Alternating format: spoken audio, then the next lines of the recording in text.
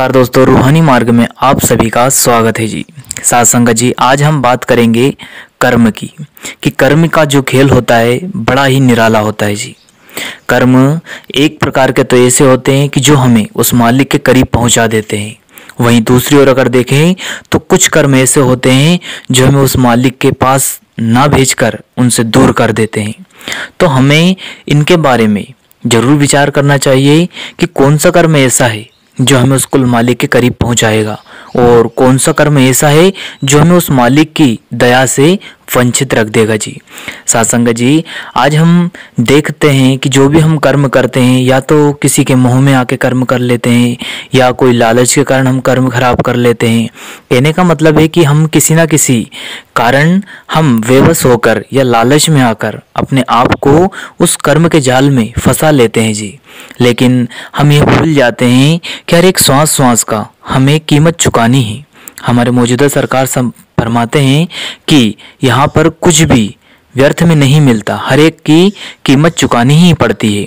साथ संगत जी, जब आप देखेंगे कि हम जो भी कुछ कर्म करते हैं या कुछ कर्म कार्य करने जाते हैं तो हमें उस चीज़ का बेशक ही अंदाजा रहता है कि हम क्या कर रहे हैं और हमें यह भी पता रहता है कि इसका परिणाम क्या होने वाला है। लेकिन देखिए, हम ना जाने कैसे उस कर्म जाल में फंस जाते हैं।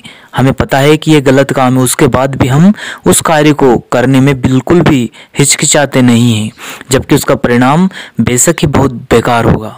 लेकिन जब हम यहाँ सभी इस जाल में फंस जाते हैं और बाद में पछताते हैं तो इसका परिणाम तो हमें पहले ही पता होता है और हर वक्त हमारे अंदर से वो परमपिता परमात्मा की जो अंश है, वह दिव्य आत्मा हमेशा हमें संकेत देती रहती है कि भाई ये कर्म मत कर, ये बहुत ही इसका परिणाम बेकार होगा।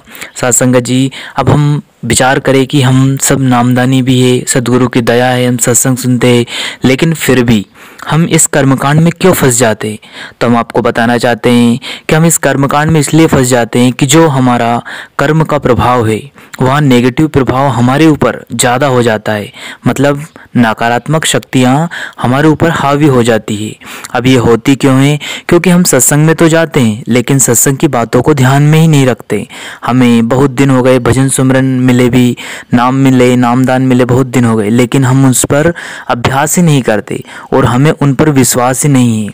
सही मायने में कहें तो हमें सदगुरु पर विश्वास ही नहीं है। हाँ, एक बात जरूर है, अगर हम उस मालिक पर विश्वास करें और नित्य नेम से भजन सुमरन करें तो हमें वह मालिक इन काल के दाल से बचा लेता है जी। एक बात ध्यान रखें कि अपने मालिक को समय दे और उस पर विश्वास रखें, फिर आपको काल की मजाल नहीं कि वो आपको अपने जाल में फंसा ले जी।